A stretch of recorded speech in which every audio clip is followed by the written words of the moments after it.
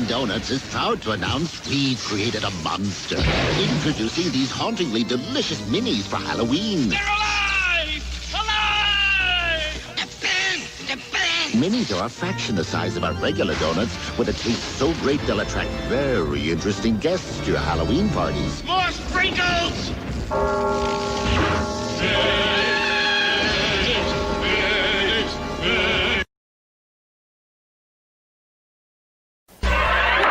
Once upon a time, it was one monster per movie.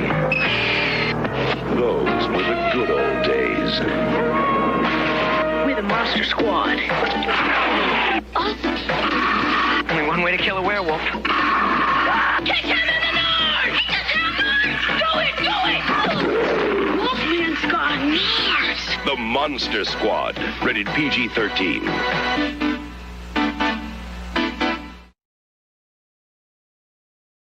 You stand between us and the black terror of the Kodan.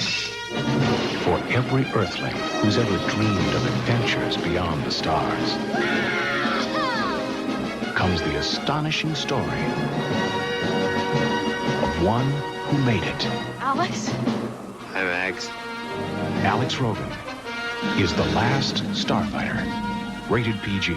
Now at select theaters. Check newspapers for locations and showtimes.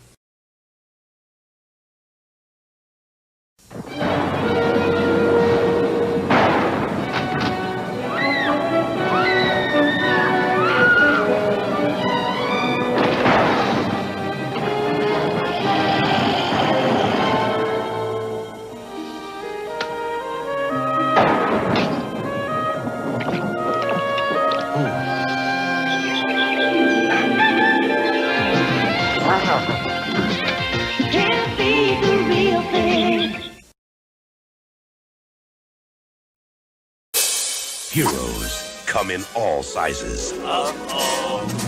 But adventure doesn't come any bigger than this.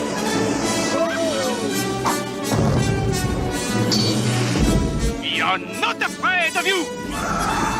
From George Lucas and Ron Howard. Willow. Rated PG.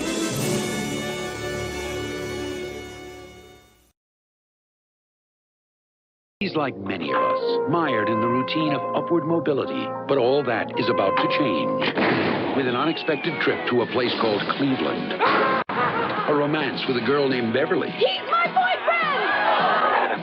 And he's like many of us, mired in the routine of upward mobility, but all that is about to change. With an unexpected trip to a place called Cleveland. A romance with a girl named Beverly. He's my boyfriend! And an adventure beyond the imagination of the average duck. The duck's a lunatic! George Lucas presents Howard the Duck, a Willard Hike film, a Gloria Katz production. Rated PG. Now at select theaters. Check newspapers.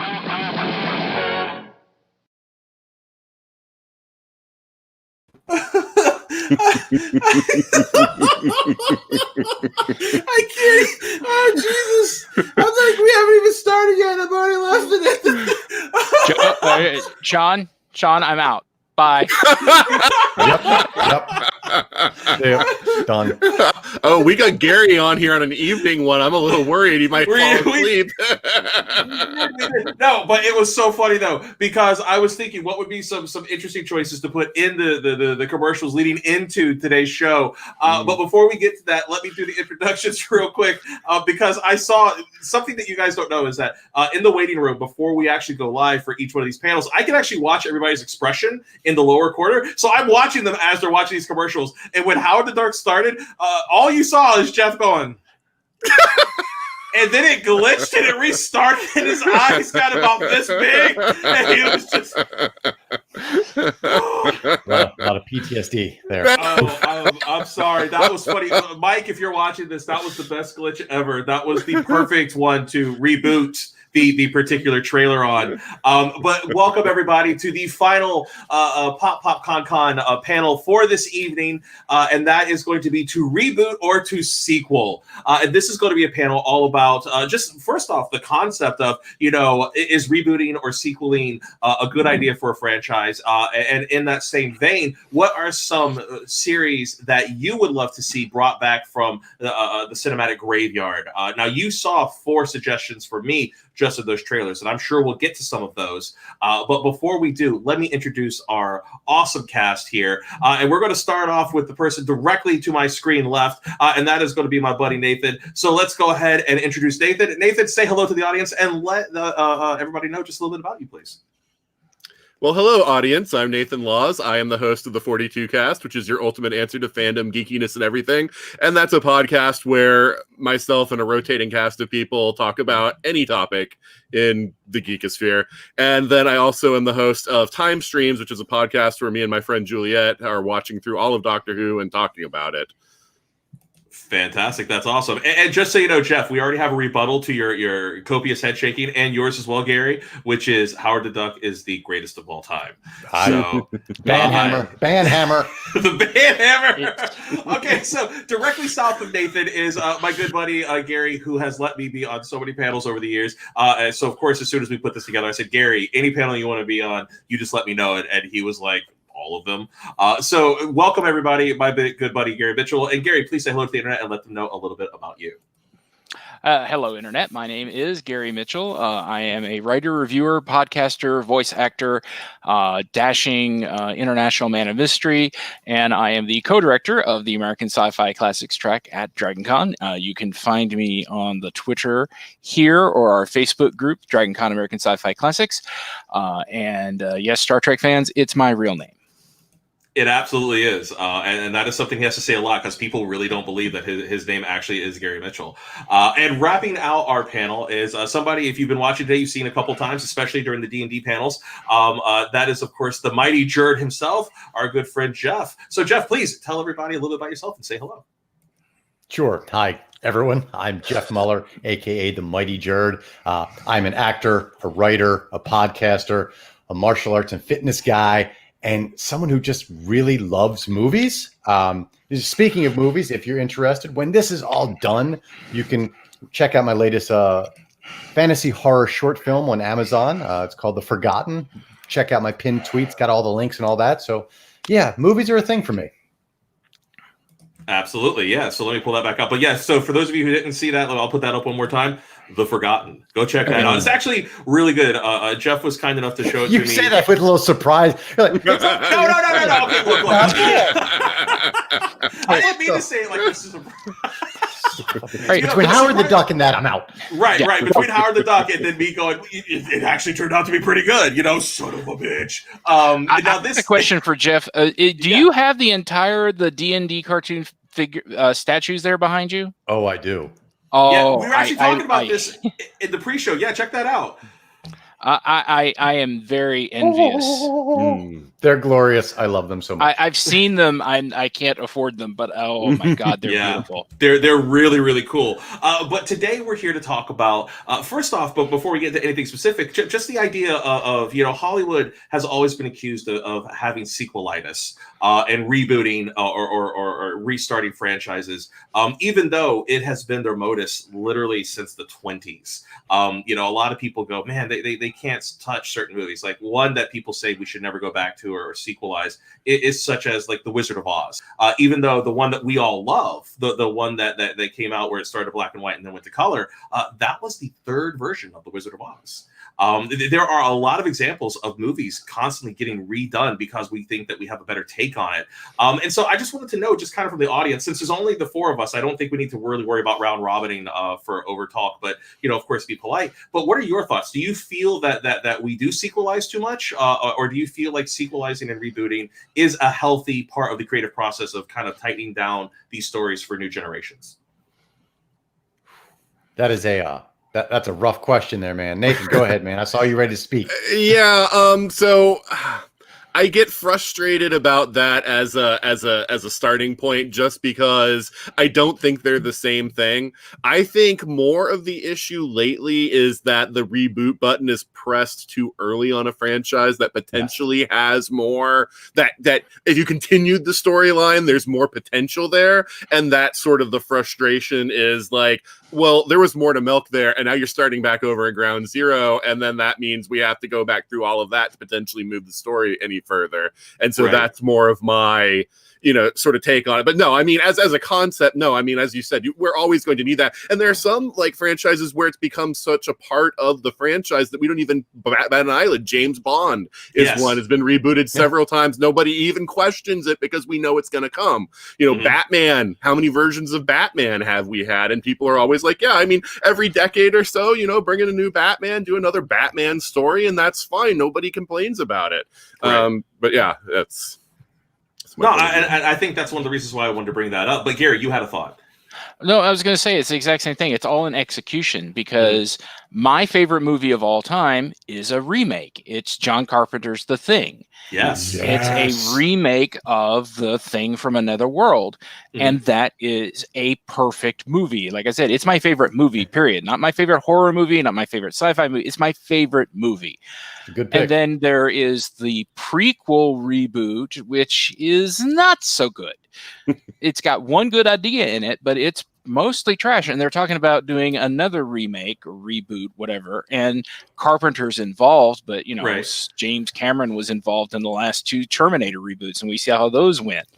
Yeah. So it's all in who's doing it, why are they doing it, and do they have a passion for the project? Yeah, and there's definitely something to be said for a good fresh take, and really finding a way to move the story forward. I'm one of the few people who really liked the Thing prequel, because I really wanted to know what happened to the Swede team. And I liked getting that story, but it is kind of like if you go and watch, Solo, a Star Wars story, you don't necessarily need to see that to find out all these little things to understand why that character got to be to this place. But I was so fascinated with The Thing, I wanted to spend more time in that world. And frankly, for me, that is the 2 sides of this particular story. Like, if they want to prequelize it or do like another sequel, that's when I start to squint at it a little bit. But actually seeing that journey, knowing that when The Thing starts in the Carpenter movie, we're at the halfway point. And we never saw that first act. That's something that always fascinated me. But I will also ping them for the fact that the special effects, I really wish they had kept with the practical stuff. And I know that that's a real hard look on that too. Yeah, they should have stuck with this could be a whole other panel. Just it really could be. Aim the camera at me and I will go for an hour. But the problem is not only the effects, but they had the characters make stupid decisions. They had the Thing make stupid decisions. For me, it all comes down to the script. And then they changed the ending. And like I said, I'm going to stop now before we go off the rails. Right. But I think that is a fair comment. But, in a world where we do live in reboots and sequels that happen constantly, I think we have to at least say, you know what, this is going to happen one way or the other. We're going to probably get a sequel or a reboot to a franchise that we like. And we have to kind of make our peace with it. And there's a very famous story that I've told for years that actually happened on a panel with Gary.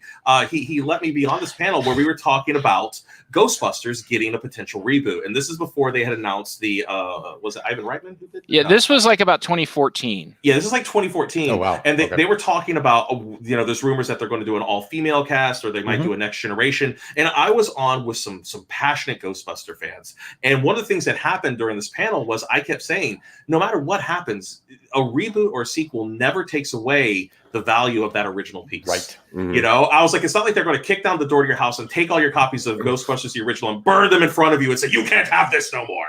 I hate the phrase, this ruined my childhood, because it's like, no, if you don't like the new content, just ignore it and keep with the stuff you like. Right. Keep with the stuff that you like. And that's perfectly fine. And this person sitting next to me, he was like the head of one of these kind of Ghostbuster regional kind of places. They have like the Ghostbusters of Tennessee and whatnot. And you could see the vein in his forehead starting to slowly throb. And he was getting redder and redder and angrier and angrier. And at one point, I thought it was going to turn into a fist fight. Yeah. He looked at me and he said, "You're what's wrong with Hollywood."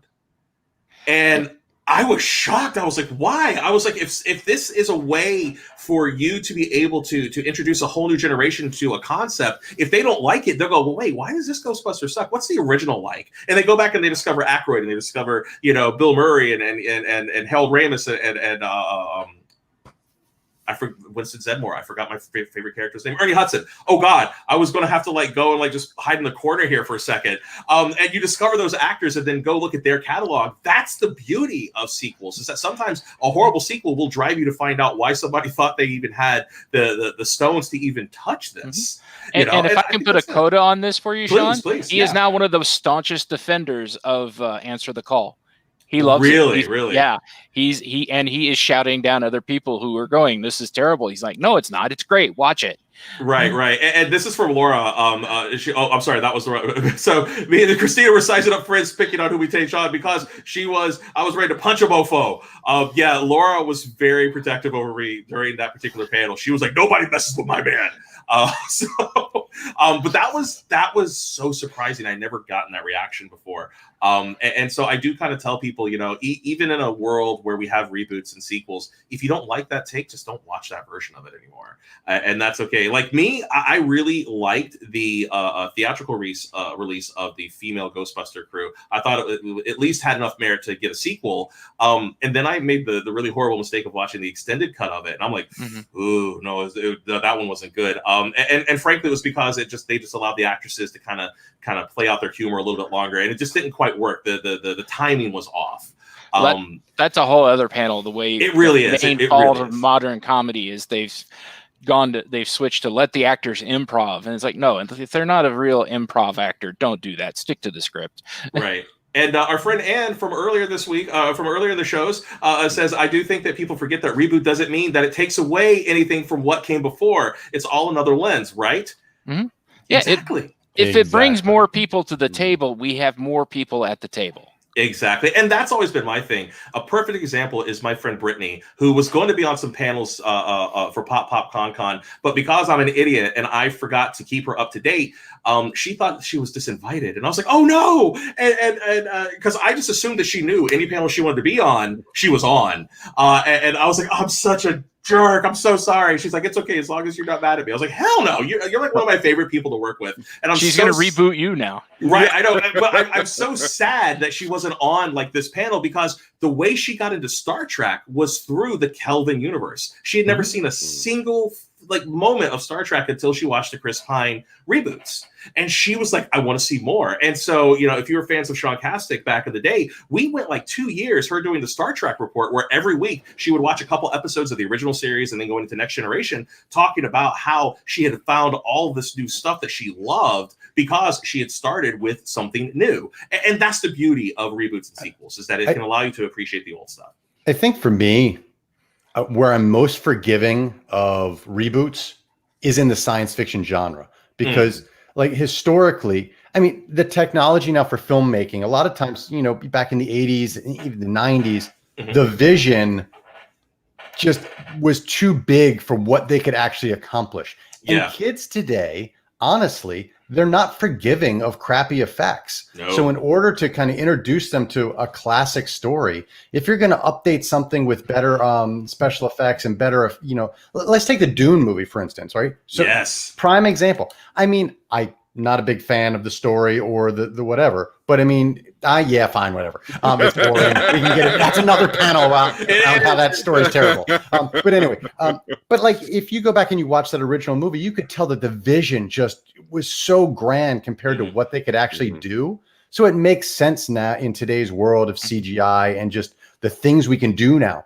to redo those. And I think it's perfectly acceptable. I'm much more forgiving of those sorts of reboots than just rehashing a story because, hey, it worked once, let's do it again. Right. Yeah, and that's part of the reason sci-fi, I think, took so long to get hold, and the geeks didn't rule the earth until within the last 10 years, because there were a lot of people, they couldn't get past bad special effects. I remember being a kid. I remember being a kid in the 80s and loving the original Flash Gordon serials from the 30s and 40s, and people looking at me like, It's on strings. What's wrong with you? Right. Or I mean, even going to the one that Queen did the soundtrack for, it's still pretty cringy. But yet at the same time, you're like, so good. It's still so good. Like, That's right. it's so good, right? I mean, Timothy Dalton running around as Robin Hood, basically, right? Like, it's just, oh my god! Like, we could have a whole Flash Gordon panel. But seriously, like, that's the beauty of it. Is there is something to be said for we as fans, as geeky fans. We used our imagination to kind of fill in the gaps of those special effects with almost like mental putty, you know, like, okay, well, we know that this would have looked better if they had more time or if they weren't working with analog materials, because all the stuff was done chemically with analog materials. And as soon as the computer revolution came along, we started seeing light years of jumping for good and for bad, because sometimes they were like, well, we're still going to keep you on super tiny budgets, but we still want you to have these crazy special effects. And you get like Lawnmower Man and crap, which is. But there's a reason Star Wars became a phenomenon, because no one had seen special effects that good before. Right. You know, in 1976, that was mind blowing. It's true. And I think Howard has a good comment there. Oh, yeah, absolutely. We're going to pull this up real quick. So Anne says, I do think people need to stop and say, I know I can reboot this, but should I? If you're not bringing a new point of view, then just don't. If they've ever remake The Princess Bride, I will throw hands. Yeah. And that kind of ties into... Yeah, what I was going to say before, when we were talking in the pre-show, we brought up the Blues Brothers. Right, yes. And the only idea that occurred to me for if you were going to do a reboot of the Blues Brothers, make them black. Oh, that'd be cool. Because, you know, the only problem I've got with the Blues Brothers, it's a perfect movie. I love this movie. Do not take this the wrong way. But the only problem I have with this movie is it's a movie about the blues starring two white guys. Yeah, that is fair. That is fair. I would love to see a Blues Brothers if it was two black guys. I think you could really do some good stuff there. But that's not the problem, but I do want to respond to the actual comment that, you know, we talked about. We can look at this as fans, as consumers of the art. And we can we can posit these things and we can debate it. The unfortunate reality, though, is it is cheaper for a movie studio to take an established property, even if it didn't do great. They've already paid for the script. They've already paid for the development. They've already done the market research. It's a known factor. It's easier to reboot something or sequelize something that starts something from scratch. And I don't agree with it. And I wish we lived in a world where the movie studios were still pumping out, you know, those mid-range $20 to $40 million movies that don't seem to exist anymore. But the economy of the movie business now is everything has to be ready for a sequel, because they want that back end money. They want that known property, and they want to be able to milk it for a long time with licensing rights. I'm not saying I like it, but I kind of understand it from an economic standpoint. Yeah. Well, the other thing that I want to say about reboots is, like, when you're already adapting some other media, it's kind of hard to say, hey, this can't be rebooted, because you've already adapted some other media and transformed it. So it's not an original artistic vision. So as much as I'd love to say, because I love The Princess Bride, that it could never be rebooted, it is an adaptation of a novel. And, you know, and they took licenses with that novel, so maybe somebody wants to make a movie that's more true to the novel, or maybe somebody's got another take on the novel. Let's something like that. I don't think we need to get too crazy. Yeah, and honestly, it used to be that you had the big tentpole movies, or not even tentpoles. I mean, the Friday the 13th series kept Paramount Pictures in business through the 80s because they cost very little money, made a huge amount of money, which let them then make the movies like Terms of Endearment or the 20, 30 million movies that Jeff's talking about, you know, because they had, we know it's not high art, but it's going to rake in the bucks, which lets us do. And now we're just strictly in tentpole land. Everything has to be a tentpole. Which, you know, Laura, I put up her comment just a moment ago saying that, you know, that's why horror is such a great genre, because of a horror genre, you can put together a movie, a really good horror movie for like $6 million, which sounds like a lot, but in movie terms, that's nothing. You know, it's nothing. And boom, you can create a horror movie and create a whole franchise. I mean, a great example is the Victor Crowley movies, right? I mean, the Hatchet films. Those movies are made for like nothing, like, hundreds of thousands of dollars. And then that guy takes it around the country and he generates a few $1 million, and then it goes on to various VOD platforms, and he's able to generate a steady income. And then a few years down the line, let's make Hatchet 2. And then a few years after that, let's make Hatchet 3, and so on and so forth. And you're able to kind of keep that kind of stuff going. So the creativity's there. It's just that, unfortunately, there's a lot less people willing to take a risk on it when it comes to stuff like sci-fi, which is why I wanted to kind of talk a little bit about rebooting and sequelizing, because I do think there are some properties out there that hard agree are worthy of getting a second bite at that apple. Now, two, we're gonna kabash right now, because I agree with Jeff and with Anne about Princess Bride. I know that there could be another take, but that movie is so damn freaking good. Leave it the hell alone, I know it'd be like remaking It's a Wonderful Life. A little bit, right? And I mean, they could do it, and I would just not watch that movie. I would just stick with the original. And I might one day check it out, but it'd be like when it's on HBO or something. I don't have to pay for it necessarily. And the other movie that I think you should never try to prequel, sequelize, or anything like that is Back to the Future. Because why would you? Because 9 times out of 10, in order to have that DeLorean to make that movie again, they're going to put it back in 1985. The movie's already in 1985. You're not going to gain anything by doing a remake, putting it into a period piece now. Just let it stand on its own merit.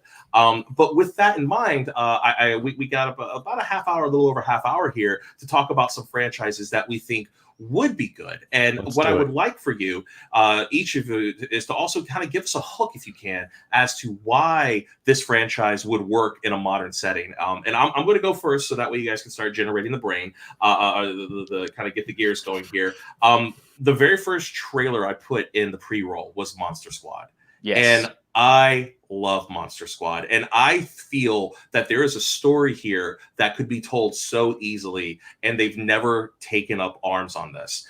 For a little background, Monster Squad is about a bunch of tweens and teenagers who, in the mid-'80s, run across the classic Universal monsters. But because this was not a Universal joint, the monsters had to be tweaked just enough so that way they weren't going to get hit. Actually, Sean, it was a Universal joint. That's actually considered the last Universal Monsters movie. It's retroactive, because the director said they weren't allowed to use the Universal versions. They had to make their monsters just enough differently so that they didn't look at it. So I think fans, and retroactively, we've made it a Universal monster movie, but it technically wasn't, because they weren't allowed to make the Wolfman look just like the Wolfman. They had to do their own version. But so they encounter all these monsters, and it's basically a combat between good and evil. And there's a medallion that opens up a portal to Limbo. And at the end of the movie, all the monsters get sucked into Limbo, including Frankenstein's monster, who had become a hero during this tale.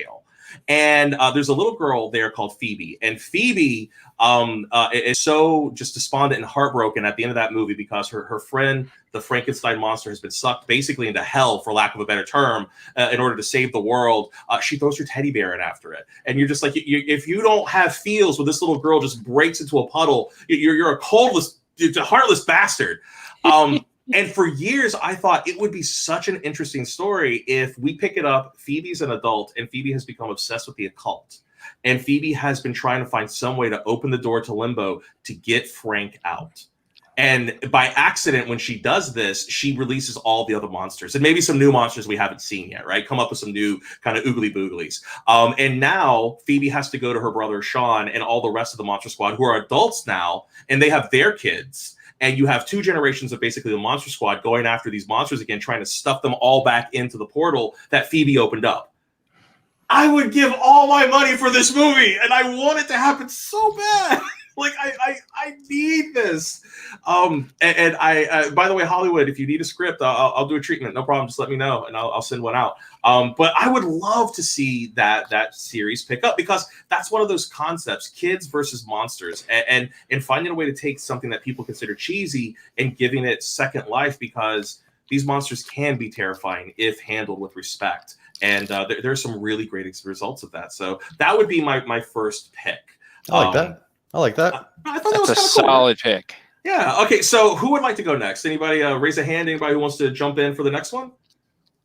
Sure, I'll go. Jeff, hit it. So I got 2 in my mind. I have a reboot and a sequel in mind. Okay. Pick one. Which should I do?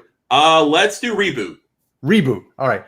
I think, and again, this is throwing back to my original comment, where I think sometimes movies there just wasn't the technology to do the vision justice. So I would love to see a reboot of the Adventures of Buckaroo Banzai across the Yes. I think that movie, we've evolved modern movie storytelling to a point where we give the audience a lot more credit for how they're able to follow disjointed storylines, how they're able to follow crazy cuts. If we can follow Inception, we can follow a modern take on Buckaroo Banzai. And plus you get the updated special effects. It was a cool, quirky movie.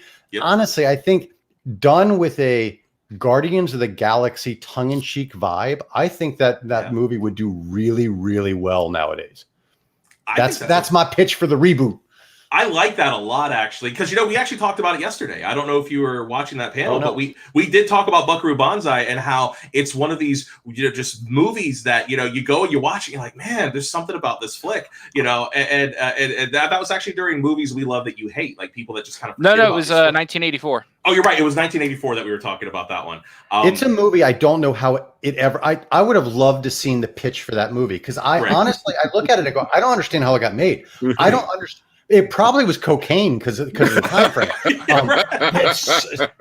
Because honestly, you look at some of the great movies, movie ideas out there that never get made, and that one made it through. Sure. No, absolutely. I think that's actually a really, really good idea because also when you look at Buckaroo Banzai, it had just the audacity to say, hey, we're starting this movie and this is like part 7 of a series. You haven't seen the first 6 movies. You don't know about all the crap that they've gone through, but we're dropping you into movie 7 and you're just going to come along for the ride. And I hate to bring him up, but he actually did do something similar as a pure comedy, and they actually called it Part 7, which was Leonard Part 7, that Bill Cosby movie.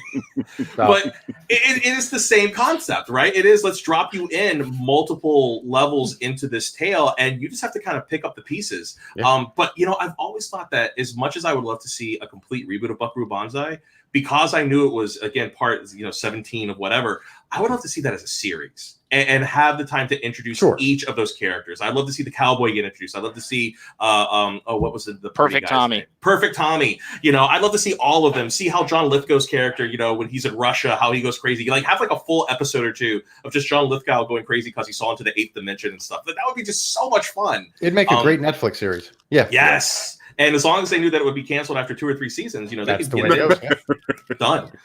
So I think people would show up for that. I think you absolutely a cocaine high Buckaroo Banzai and the 8th Dimension series. I think it is money right there. Jeff, you need to go and talk to people and say we need to make this because I know all the people. So of course you know all the people. Let's get that made. Yeah, we're gonna make that. We're gonna make that happen. That's an excellent choice. I love that. Do you want to give us your sequel as well? No, get back around to me. We'll come back around. You got it. So who wants to go next, Nathan or Gary? I can go. Pick reboot or sequel. I'll do the same thing Jeff did. Okay. Well, since we did reboot for Jeff, let's do sequel for you. Okay. So right now, Hollywood is in need of an epic that isn't a Marvel movie. Because right now, Marvel's the only one that's got an ongoing series of films that are, grand in scope and all that kind of stuff. And there is a movie that never paid off on the promise that it gave us from yesteryear that could be turned into a series of sequels.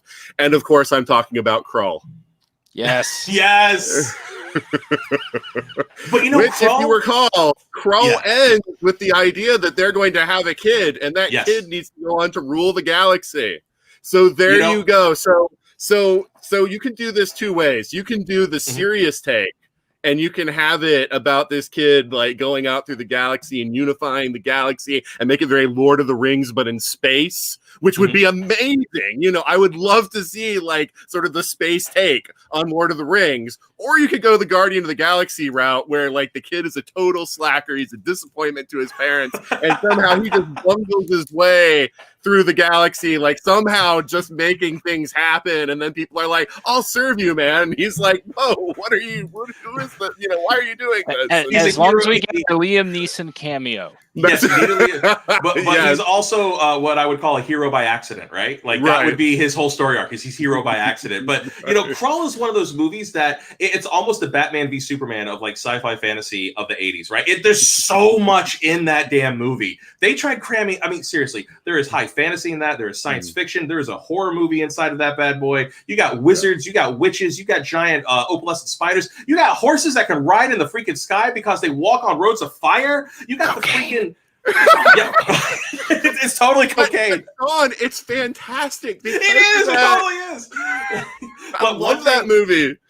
I would say one thing that they could not change though in the sequels, they would only have to find a way to slightly spice it up, kind of like how Tron Legacy did the uniforms. Is the Slayers have to look pretty much dead on. That Slayer outfit is still one of my favorite bad guy kind of like faceless stormtrooper uniforms ever. And honestly, the fear that I have is that they would try to show them too much, where what they did in the original was perfect. You just see something disgusting and whatever coming out of it and burrowing into the ground, and you never see a full-on shot because it'll never be as good as your imagination makes. Yeah, I always imagined there was some kind of weird, hideous worm thing, you know? Yeah. So that's Jessa. Jessa is Gary's significant, and she never mind the Crowe sequel. Where's the Widow of the Web movie? Good point. You could spin off like 6 different characters just from that Crowe movie, right? I mean, it would be a great Netflix series again. Yes, it would be. And by the way, Laura's trying to call me out. She's trying to say that I've never shown her this movie. I have, and she's rolled over on it like, I don't want to watch this. There's just too much going on. So I don't think Laura's ever successfully watched it from end to end.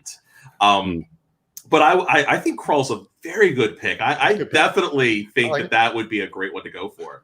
And I think you need to roll into the cheese. I think you need to go the hero by accident route, almost a Red Dwarf kind of approach, right? Where, you know, in my headcanon, I always as a kid thought that Crowe, the sequel, the kid was Dune. Paul Atreides was like kind of like the descendant kid, right? Because in my kid canon, I always try to find a way of connecting all these movies. So just like with the cocaine bender of Buckaroo Banzai and Crowe, you could put Dune right there next to it. I mean, the 80s were a very interesting time, folks. So much cocaine. I miss it. So much cocaine. So much cocaine. So many shoulder pads. So much Aquanet. It's the best. Aquanet. We ate a hole in the sky, people, for our hair. we did. Okay, so Gary, it's up to you. You're at bat. What would be a movie that you would want to sequel or reboot? Are we sticking strictly with movies, or are we doing movies and TV? I would like to try to keep it to movies, because if we start going to TV, then we're really going to be here forever. But let's do that. But more ideas spiral out then. Right, but if you want to turn it into a TV show, that's perfectly acceptable. Okay. All right. So you want the reboot or the sequel? Okay. So we went reboot, sequel. So we'll go reboot. I would love to see a reboot of 13 Ghosts. Ooh. Oh. I would love to see a reboot of 13 Ghosts as a 13 episode Netflix series where you do it kind of like the Haunting series they're doing right now, where you have a story of the family through the house, and each episode you focus on one of the 13 ghosts. Do we get Matthew Lillard back? Oh, absolutely. Okay. But all right, good. I have a question now. Were you part of that conversation that I had with Christina, Gary? No. Christina and I literally a week ago, or maybe 2 weeks ago, our friend Donald was here. He was, you guys saw him in the last panel.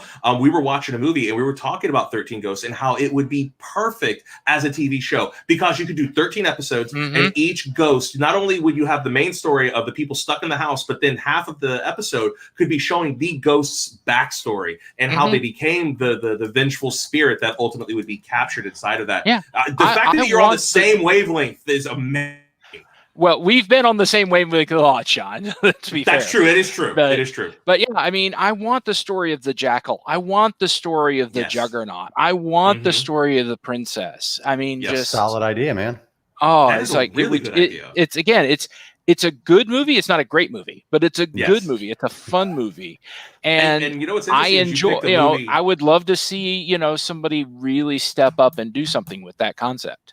Absolutely. And what's funny is that you actually picked a movie that was a sequel to the original 13 Ghosts way back. I think it was in the 50s, wasn't it? I think it was actually a remake, but yeah, it was a William Castle. Yeah, it was a remake of that. So yeah, it was part of that whole run of Dark Castle Pictures that Sam Raimi was one of the producers behind. They did that, Ghost Ship. They remade The House on Haunted Hill, which again that one's even better. I mean, 13 Ghosts was fun, but the House on Haunted Hill remake is phenomenal. Right. No, it definitely is. That was actually the movie we were watching because we were going to watch horror movies all weekend. And we ended up, because we hadn't seen humans in the same room with us for so long, we just started socializing and talking about all the things that were weighing down on us because it had been like 7 months. So we're we only got to watch one horror movie, but that was The House on Haunted Hill. And then we talked about 13 Ghosts. As everybody knows, I talk about Shout Factory and Scream Factory a lot, and I have the Scream Factory collector's editions of both of those, and they're well worth picking up. Absolutely, yeah. I keep waiting for Shout Factory to either send me a check or tell me to get their name out of their mouth. Seriously, right? Like, come on, seriously, we do sponsorships. It's totally cool. Like, you send us some Blu-rays and whatnot. We're good. We'll talk about it. If they had give us $13 a month and we'll send you a DVD subscription, I would do it. Absolutely. Okay, so for the next one I'm going to pick is actually another one from our pre-roll. It's a movie that I felt it happened at the exact wrong time, and it was something that no matter what they did with this movie, the pedigree of it. You have Val Kilmer as basically a Han Solo role. You have just an incredibly diverse cast of people. It was one of the first times they had little people as the main character, not as a joke, as a legitimate I am the starring character, and it was played completely seriously. You have George Lucas writing it. You have Ron Howard directing it. I mean, we're talking Ron Howard, man. And I'm talking, of course, of Willow. Good. And Willow is one of the, I don't care if you've never seen this movie. The special effects, granted, have aged a little poorly, but that movie still holds up pretty damn well. I mean, there's some really good pieces of that movie, special effects wise. But I would love for somebody to come back and say, let's do this the way they had originally thought of doing it. We're going to make it a trilogy of movies, and we're going to follow basically Elora Dana as a baby, as a young girl, and then finally as a queen. Because that, from what I understand, was the pitch, right? We were going to have Elora Dana, the baby who was born in the first movie, and kind of her growth. And it was going to be a journey of how her life and Willow's life continue to intersect with one another all throughout, because he is so critical to her, not only her upbringing, but also to her survival in this world where, cosmic forces are kind of brewing up against her. And I would have loved to have seen that. And it really does bug me that we never got a chance. And from what I understand, I don't think Disney's even interested in revisiting Willow. The rumors have been that it's going to be a Disney Plus series. Really? They're going to make it into a series? Yeah, that has been a rumor. Okay. Yeah, there have been rumors of a reboot or a sequel for as long as I can remember. They even did a novel sequel. In the 2000s, if I'm not mistaken. Right, but what that is that was a story by Chris Claremont that they slapped the Willow name on. If you read it, like, the only characters that are even from the movie are Willow and Elora Danan, and they don't act like themselves. So it's clear it was a different story, and they just slapped the names of characters on it. Yeah. I hate those novels. And you have to bring back Mad Mardigan. We have to see what happens to the swashbuckling Han Solo-esque character who didn't care about anybody, who finds love with Sorsha. No, Sorsha was the queen. Yeah, Sorsha. No. Sorsha's the one. It was Sorsha. Okay. Yeah. So, see what happens with Morda is the queen. Oh, yeah, that's right. Bad Morda. Great name, by the way. Great villain name, Bad Morda. And I just wanted to see what would happen, because I think those are characters that were so rich that we never got a good shake at them. Just when we got into this world, that was it. And I remember as a kid when they roll credits on that, and you're back in the what's the name of their species? The Nelwynds. The Nelwynds, yes. When you're back in the Nelwyn village and you hear that upbeat music, and you're like, you're like, yes, I can't wait for the next movie, and it just never happens. And it kills me. I also like the fact that George Lucas went the extra effort of renaming all the species. So, like, humans aren't called humans; they're called Daikini. And I just like those little touches that they brought in, and they never explain it. But as a kid, I watched this, and it was so quick. Nelwynds are little people. Daikini are humans. Brownies are brownies. I mean, they're like this, right? But I mean, I like the fact that they tried to make this world feel lived in, and it was one of the first fantasy movies I saw that I really felt more fantastic than it felt like somebody LARPing in their backyard. If that makes any sense, because a lot of fantasy movies back like in the 70s and the early 80s, it really did feel like somebody just kind of went in their backyard and said, "You're a fantasy fighter," and it didn't quite pay off. Whereas Lucas swung big, and he missed, unfortunately. Even though, from what I understand, box office wide, it was a modest success. It just wasn't the blockbuster they were hoping for. Yeah, it cost them a lot, and it didn't make as much on the percentages of cost versus. Yeah, they made money, but they just didn't make the money. Right. They didn't make that stupid, Indiana Jones Star Wars money. They made like, Wrigley. Yeah. But that would be for me. I think Willow would be one that I would love to see. Right. Yeah, they made normal movie people money, not George Lucas money. The FU money as you. Yeah. Okay. So honestly, I would much rather. I always enjoy a movie more that's swinging for the fences that fails than a safe bet. Agreed. Yes, absolutely. Especially if you're going to reboot or sequelize something. If you're going to go for it, you got to go for it hard. And if you're going to land on your face, earn that face plant. Go for it. Because when you make it successful, those are the moments. Like John Carpenter's thing. You brought it up before, Gary. Anybody who's anybody. If you said, I'm going to take an old, it wasn't Hammer. Who was it? Who made the original Thing from Another World? I forget the name of that company. Anyways, I forget. It has that eagle on the top of the mountain. That's their logo, but I forget the name of it. Republic Pictures, maybe? You know what? I think it might have been Republic Pictures. I think you're right. Yeah, because they have an eagle on top of a mountain. I think that's it. But, taking a story about basically a plant man who just very, ambly shambles down, icy corridors. Yeah, right. And then you turn it into this fleshy monster that changes its form every 5 minutes. And right. And then like just one little bit of its blood can become self-aware and become a whole nother monster. If you explain that to somebody and say, this is what we're making, people would think you're out of your damn mind. And it totally worked. Yeah. So, yeah, absolutely. But so, like I said, we have about 20 more minutes, which means we definitely have enough time to go back around one more time. So I want to do this again. So for the next one, who wants to go next? Jeff, you had one, or actually Gary had his hand up. Gary, we'll go to you first. All right. So I'm going to go with my sequel as opposed to my reboot. Please. And I'm going to stick in the same genre. Is I'm so ready for a new Hellraiser movie. Yes. Okay. I want the lament configuration back. I understand, Doug Bradley is a little long in the tooth to keep being Pinhead. So I say we just do what kind of happened in the second one is we just have new Cenobites. We don't bother to explain it.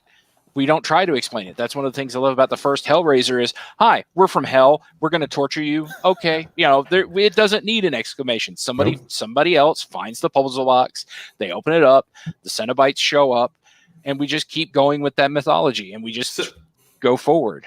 I have a question, Gary. Have you not watched the most recent Hellraiser movie, Judgment? When did it come out? I think Judgment came out in 2018, actually. Oh, I did not know. Okay, the last one I saw was the terrible one. Well, I mean, there's a lot of terrible ones, to be frank. I mean, you had Hellraiser in space, okay? I saw that one in the theater. Oh God, Bloodlines is so bad, folks. But at the same time, the funny part is Bloodlines, as bad as it is, it did swing for the fences, and it gave us one of the best Cenobites, which is the Princess Cenobite, where she has her head opened up and it's attached to her shoulders. A gorgeous, gory, beautiful monstrosity. Okay, Jeff's not big on the horror. I mean, it really is. It is a beautifully monstrous character design. But yeah, Gary, actually, there's a lot of movies that we can jump over in the Hellraiser series. But in 2018, they did one called Judgment, and they brought in a new actor to play Pinhead because Doug Bradley had fallen out of favor with the people who owned the rights to this movie. And they did something that I thought was really interesting, was that basically Pinhead, you find out that there's another side to this argument of hell and bringing people in, which is that it's still the will of God.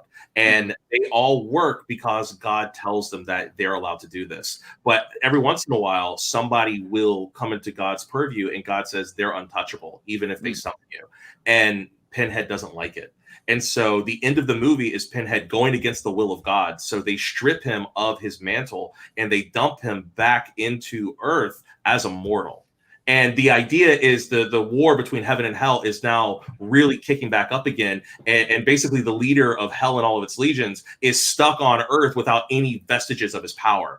And that's where we left the Hellraiser series. And I'm like, give me a sequel to that movie.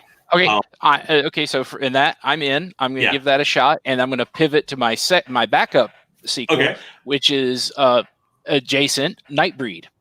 Oh, yes. Okay. I want a new Nightbreed movie. Oh, God. Especially now that we finally got the original director's cut with the extra scenes put back in. Shout Factory, call me. You can get it from them. You can get it from them, and it's gorgeous, and it's just such a great story about monsters and what makes a monster. And I want to see what happens to these characters on the run. Absolutely. Where that left off. I 100% agree. Nightbreed, if you've never seen it, is about this guy by the name of Boone who has dreams of monsters and demons, and they're running through the night. And the thing is that they don't scare him. It feels like they're calling him home. And the guy he's telling all this to his psychiatrist turns out to be a Hannibal Lecter type of character. And through a series of unfortunate events, Boone is murdered and is resurrected as one of the Nightbreed, as they call themselves, the children of the night. And he becomes their messiah, for lack of a better term. And because he's their messiah, part of the prophecy is that he breaks everything that came before him. So all of the things that kept them safe up until this point is completely destroyed. And the breed are left homeless and wandering the earth. And Boone has to find them a new home. And that's where they end the movie. And you're like, where's the rest of it? That would be an amazing series. And I've heard that they're talking again. It's another one of these. I keep hearing they're trying to make it. They're trying to create a Nightbreed series. I think Amazon was actually in the process of developing something like that. So there might actually be hope for that one, Gary, in the near future. So keep your fingers crossed. It's got so many great characters. It's got beautiful monster design. It's from the mind of Clive Barker. We get a fascinating serial killer with David Cronenberg, who he's coming back. I mean, they probably recast, but that character is coming back. Right. It would just be, I think it could be one hell, and especially with the makeup and prosthetics and CGI we have now. Definitely, absolutely. But to go back to your Pinhead Hellraiser suggestion, Laura actually brought up something because she knows I'm a huge Hellraiser fan. Go where Clive Barker went in the comics, which is, if you don't know the story behind Hellraiser, at one point, Kirsty Cotton, who's the heroine from the first two movies, she comes up with a group of people who have survived the box. And they start going after all of the boxes in the world and start destroying all the lament configurations. And realizing that hell is about to lose its foothold on Earth, they basically offer her the one thing that she can't refuse, which is the life of her loved ones. But in order for those people to come back from hell, she has to become hell's new high priest. So she becomes the new Pinhead. And by virtue of that, the old Pinhead is then again unleashed on Earth without any of the constraints that he had before. And the stories that come along with that would be another great way of taking the Hellraiser series. And I'm down for all of that. I'm down to clown for all three versions of those movies. Between Nightbreed or two different versions of Hellraiser, I'm there for it. I love it. And if we're going to go with the comics, I believe it was, I forget which company it was now, was doing Hellraiser and Nightbreed comics, and they did a crossover. It was Boom Comics. I think it was Boom. Those are worth looking for. Those are excellent suggestions, Gary. Top marks for that one. So there's a reason you invited me. I know, right? So after Gary, we have Jeff. So Jeff, what would be your next suggestion? Well, I mean, there's one I'm just going to throw out there because I have a feeling it's going to get made at some point. I need Arnold back as King Conan. Boom. Oh yeah, I'm just going to throw it out there. Yes. Old man Arnold. One. I think it's going to happen though. I honestly believe that'll happen. So I'm going to throw out my dream sequel though, that I really want to see. We're in this renaissance now of these great female action movies. You know, Mila Jovovich and Charlize Theron are just out there beating ass left and right, and it's glorious. Yep. I need to see a sequel to 1994's Leon the Professional. I want Natalie Portman to come back as Matilda, and I want a badass Natalie Portman murdering fools left and right movie. She seems down for that sort of stuff. I mean, she's in the new Thor movie. It seems like action is something she's down for. Now, I don't know if she can pull it off. I don't know if she can do a Charlize, but you don't have to. But I think right now, that movie would sell. I think it would sell like hotcakes. And B, the original movie is one of my all-time favorite action movies. I think it would be such a great way to just kind of bring Luc Besson back. Maybe he can rein in his transporter ways a little bit and kind of focus a little more and go back to the good old days, his glory days, if you will, and give me that sequel to The Professional. Yeah, and you know what? They should go just like they did the first one before they called it The Professional. Just call it Matilda, right? Yeah. Yes. That's just what you call it. You just call it Matilda. That would be, I would love to see Natalie Portman reprising that role. Because if I remember correctly, that was actually her first role, right? One of her first. She was like 12 in that movie. It was ridiculous. Yeah, she was super young in that movie, and she's so good, And I know that some people, they know that the inspiration for that movie was because Luc Besson was in a relationship with somebody who was significantly younger than him, and they're sort of like, oh, that kind of makes Leon creepy. Oh, it's and creepy. I'm like, I was like, it is a little creepy, and I was like, but at the same time, I choose to see the Leon character as being a little bit more of an innocent child. Like he never quite grew up, so it's not meant to be seen like that. I don't think it ever was going to go into a romantic zone with Leon. And I know that's my own way of kind of justifying watching that movie, but I love that film so much. It's so well done. But to see Natalie Portman come back and to just tear ass, just really go after, people. I'm all for that. That would be just freaking amazing. So that would be so good. Okay, so we do have a comment here. If we did call it, if we called it Matilda, would it get confused with Matilda? That's fair. I mean, that is fair. Wouldn't that be funny? You're going in expecting like a cheeky little girl who's got semi-magic powers, and here comes Natalie Portman just executing people left and right. Oh my god, that would be so funny. Oh, I got the late night giggles. Oh my god, but no, I'm there for that though. Solid pick, Jeff. Solid. That is a freaking fantastic pick. Take my money, Hollywood. Definitely. So that brings us to you, Nathan. What would be another pick from you? Yeah, I was just thinking though about how funny it is, because if we had this panel 5 years ago, I would have said Unbreakable, as a sequel that I want to see, and we've gotten it. Yeah, that's a whole other panel. But we did that panel a couple of years ago. I did it with Gary over at the American Sci-Fi Classic. Yeah, it was terrible. Actually, I did with Jessa. Jessa hosted it. I wish we had recorded that panel at DragonCon. That was a really good panel. It was John. a really good panel. Yeah, it was really good. But I also like, Jeff, I'm just going to throw out, because I think it's going to happen, Kill Bill Volume 3. Oh, yes. That's got to happen at some point, but that's not my pick for this. So my pick for this is another one that, we've talked about technology not being what it was and the 80s being a different time and everything. And I think now, especially with a certain company gaining ascendance and making so many movies and proving that you can do movies of all kinds of genres, that it is time for a return of Howard the Duck. See, and that's where Jeff's like, I'm out. Like, this is my reboot. Because so James Gunn has basically been auditioning for this movie for 2 movies, coming on 3 now. Yeah. Let the man do his Howard the Duck movie, okay? He clearly wants to do it. He's throwing him into scenes. He's making sure that you see him there. Just let him make the movie. We need a movie about a duck lost in a world he never made, okay? So, if they give us Leah Thompson, though, they got to bring Leah Thompson back somehow. Like, sure. I mean, as a nod, but since it's a reboot, she doesn't have to be. Right. Cast someone else as Beverly. That's fine. Yeah, absolutely. I do have to give her a shout out, though, for posting on Twitter the other day about the presidential debate. She's like, that's the worst thing I've ever seen, and I made out with a duck. Right. That's fair. That was pretty funny, and that is fair.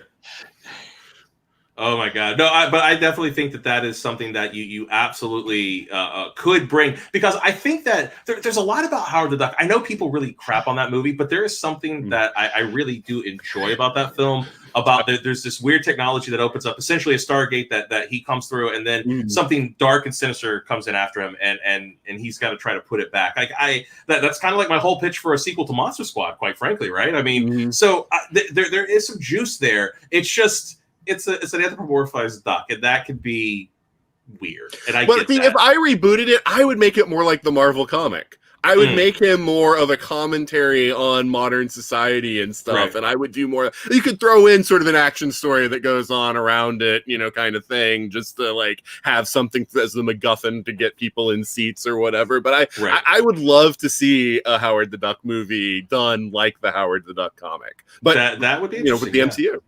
Yeah, with the MCU, so I could see that happening, but at the same time, I do think they probably punch it. I don't think they'd land that one. I think they try to do something more in the vein of what Lucas did back in the 80s, which I think is probably the wrong direction. I think if you're going to do Howard the Duck, you got to swing for the fences in a completely different way. And even then, it's going to be a hard sell. I mean, hell, that cameo in Guardians of the Galaxy, people laugh, but then they're like, you better not. Right? He's in both Guardians of the Galaxy and he's in Endgame. He is in 3 Marvel movies. So Nathan's just like, give me my Howard the Duck movie already. He's in me. Yeah, it's true. And so with that, we're almost at the end here. So I do want to throw out my last one, which is, I've already talked about it once during Pop Con, and I'll talk about it as many times as I have to until we get a sequel to it, which is I want a sequel to The Last Starfighter. Mm-hmm. It is a movie that was so great. It promised you, essentially, we were going to have more to the story. When Alex gets to the end of his journey at the end of The Last Starfighter, he has defeated the Kodan Armada. He's been able to save the frontier, and he's going to be able to help to rebuild the Star League. I would love for them to jump, 35 years to the future, and you deal with their kid and have that kid now. What is that kid like? Basically their dad is George Washington. I mean, like literally, he saves and rebuilds like an entire civilization because of one rinky-dink starship. What does that do to the kid, and how does that kid deal with it? And the great part about it is because it's completely wide open. You can make it a boy or a girl. I think a girl would be a more interesting choice. But if you want to make it a boy, that's fine. But I think it would be just absolutely amazing to see a teenager or going into their early 20s character trying to wrestle with this and what that would ultimately mean, because you have the weight of your father's legacy on you. There's a lot of good storytelling right there. And it gives us an excuse to go back to the original and update all of those CG moments, because frankly, The Last Starfighter, if you watch it today, the only thing that holds that movie back is some very cringy 1984 CG technology, which quite frankly, it's so fast paced, you don't mind it. I mean, I show that movie to people today and they're like, I didn't mind the CG. It actually kind of gave it a nice little feel of uniqueness because they were really on it. But if they could update it to modern standards, I for one think that movie would make bank as a re-release. That's a good call. Good call. Yeah. And then, a year later or at the end of that, say, coming next year, and then you just have like the title card, Last Starfighter 2 or whatever you would call it. Oh man. I just throw all my money at the screen, because I really think that is one of those franchises that absolutely needs resurrection. And when I was thinking about this, one of the movie franchises that inspired me to talk about this was the fact that these are not out of the realm of possibility. None of the movies that were suggested today are out of the realm of the possibility of getting this kind of treatment, because if Bill and Ted can get Face the Music, and if you haven't seen it, oh my God, like that movie lands. It really pays off a ridiculous concept in such a sincere way. If that movie can get made today, right now, there is plenty of juice out there to get us a 13 Ghosts Netflix special, to get us a remake of Willow, to get us Howard the Duck, to get us a Buckaroo Banzai series, or to get us a Krull series. I mean, there's so much out there that we could go to. I really feel that we are in this really great moment where we can revisit old properties that people remember fondly but have forgotten about. And it would almost feel like we would be resurrected, but it would almost feel like brand new material versus, here's Batman for the 47th and a half time. I think they're all great ideas, and I look forward to auditioning to every single one of them when you guys get them made. So yes, if so any of these this. get made, I swear to God, Jeff, if any of these, if somebody calls me up and says we want to give you a shot at doing the Monster Squad sequel, you better look out. You might be in the Gillman costume, but you will be in that movie, sir. We will put you in something. Sean, you may want to look at the most recent comment from Pop Cycled at Oh, I'm sorry. Am I? Okay. Let's see here. What did Laura say? I like the one from Jetsa. The Poseidon adventure on a ghost ship. Ooh, that would be cool. I like that. I wasn't ignoring you. See the wife. Look at her. She's. I'm not ignoring you. I promise. Oh Lord. So what did she say? She said, so they look like they were talking about. Oh, here we go. A rich person builds the replica and sells tickets. Oh, that's right. Okay, so Laura wants a sequel to Titanic, but she wants it to be about that crazy guy who is rebuilding the Titanic right now, and they're going to go along the same route again. She's like, no, that's when it becomes a ghost ship and everybody's going to die horribly. What they do is they raise the Titanic to get the metal to build the new Titanic, so it's the same ship. Ooh. That's actually kind of brilliant. And that's where the 13 ghosts live. That's my yes. That's where the 13 ghosts live. Around. Yeah. Yes. Oh, you know what? Here's another great one. Yeah, Hollywood, call us. We're here. We're ready. By the way, since we're wrapping up, there is one. Jessa gave us one that's really great. A sequel to Enemy Mine. That would be another good one. Okay. Enemy Mine's one I would also accept a reboot too, just because I think that's a story that is kind of timeless and could definitely play well today. You know, it's funny. I actually did years ago. Gary let me do this. We did an entire panel on Enemy Mine. I asked 2 years in a row. I asked to do one on Alien Nation, and I asked to do one on Enemy Mine. By the way, Alien Nation deserves a comeback whenever they want to. But the reason why I love both those movies is that both of them deal with the intrinsic value of people who you think are your enemy or people who you do not understand. If you take the time to sit down and to actually learn about them, you find that not only do you have a lot in common with them, but they are your brother, they are your sister, they are that person who has value and enriches your life. And I think that's a story that I love. Hey, we have to defend the earth from the big faceless monsters, but the sci-fi and the fantasy that sticks with me is the times that they have to overcome those foibles and understand, wait, we're on the same side. And Enemy Mine, if you've never seen this, Dennis Quaid and Louis Gossett Jr. both deliver amazing performances. Louis Gossett in 15 tons of freaking latex, just, oh my God, the most horrific, the gill head looking, amphibian makeup. They're fighting across odds. They're in basically a Cold War, and these two men, or one's a man, one's an asexual androgynous creature. They crash land on this planet, and they're stuck there, and they have to rely on one another to survive. And spoilers, halfway through the movie, the alien, the Drac dies, giving birth to its progeny. And so now Dennis Quaid has to raise a baby. And his name is Zamis, and Zamis. And there's this beautiful story about how he will not let this child become hurt. And there's a scene, and I'm sorry, I'm rambling now, but Jessica got me started, so I don't apologize at the same time. It's a good movie. It's a great movie. There's a moment where Dennis Quaid is trying to talk to Zamis, and they get done playing their version of football, which is horrible, but it kind of works. And Zamis is looking at Dennis Quaid's hand, and he goes, "I only have 3 fingers. Why do you have 5?" And he says, "Well, that's because I'm a human, and you're a Drac." And Zamis goes, "I can be human?" And he says, "No, you're a Drac. You're like your parent. You look like you, and I look like my parents." And he goes, "I'm ugly." And he goes, No, I know for a fact that you're very attractive for a Drac. And he goes, "Don't you ever think that you're ugly?" And he goes, "I want to be human like Uncle."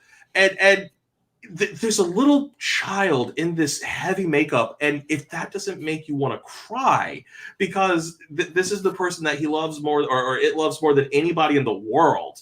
And he can't make it okay. He can't, take this child's pain away. And it breaks your heart. And then as the movie goes along, the child gets in mortal danger because of other things. But it ends on such a beautiful note, because during the movie, you find out about Drac culture and why names are important. And of course, at the end, you find out that Dennis Quaid's character's name is added to this line, which is a very big deal. And it gives me goosebumps. Jessa, I'm going to have to go watch that movie now, because I love the shit out of that movie. I would love to see Zamus as an adult and what happened next in that story. I'd love a reboot. Anything Enemy Mine, I'm there for. I love that. Much sad, much heart. And I think that's a lot of what we talk about tonight is a lot of these movies have that kind of center that if you can find the heart of it and find a way to continue to breathe life into it, there's a lot of juice in these properties that we just haven't had a chance to revisit yet. So, gentlemen, all around, fantastic choices. And now everybody's quiet. I'm sorry. Did I somber everybody up for the last part of the night? I'm sorry. I'm trying not to cry. I'm sorry. Howard the Duck is the sequel we all deserve. Damn it. There we go. Now we're back. I can promise at least 5 people in the movie theater. There you go, at least 5 people. But folks, with that, we are at the end of Pop Con Day 2. Oh my God, we're 2/3 of the way through. We only have 1 day left. I want to say thank you to everybody who's been coming out and watching this. We've had some really great numbers. I am so thankful. I know Laura's so thankful to each and every one of you. If you get a chance to go check out our main website, popcyclebaubles.com. Go check out what's going to be on for tomorrow. And hey, Sasha, if you like our stuff and you like what we're doing, perhaps maybe take a consideration of taking a look at our store and maybe drop some ducats our way. But if not, that's okay. Just keep coming back, keep commenting just like you have been. You guys are all amazing. And I want to say to the panel here, Nathan, Gary, Jeff, I knew this was going to be fun, but you guys far exceeded all of my expectations. You had amazing picks. Thank you so much. And again, thank you to the audience. You were all fantastic and amazing. And I just want to say again, thank you from the bottom of our hearts, just how much fun this has all been. So gentlemen, please take a bow. You deserve it. And again, if I get work, I'm going to make sure that you all get work. You're all going to be there because I'm going to have to say, okay, so what if we do this with the Blues Brothers? And Gary's going to go, are they black? And I'm like, yes, they're black. Okay, does the car spin on its top at one point? Yes, it spins on its top. Then you're good. But we're going to handle it. But again, thank you guys so much. Everybody have a fantastic night. If you do not know and have not read the crawl at the bottom, we will be back at 12 p.m. noon tomorrow Eastern Standard Time for Fatagan, which is going to be a look into the works of H.P. Lovecraft, how they have evolved past a very problematic writer, and how, frankly, the people who took the mantle from him after his death really created Cthulhu and that universe to be what it is now. And we're going to get into all of that nitty gritty. So I do hope you'll come back and visit us and see that. But we also have some anime conversations tomorrow. We have some other movie talks. It's going to be a lot of fun. Thank you all so much. We're going to go get some sleep, and we will see you tomorrow for Fatagan. Bye, everybody. Take care. Buy some stuff. Yeah, buy some stuff. Thank you, guys. I appreciate you.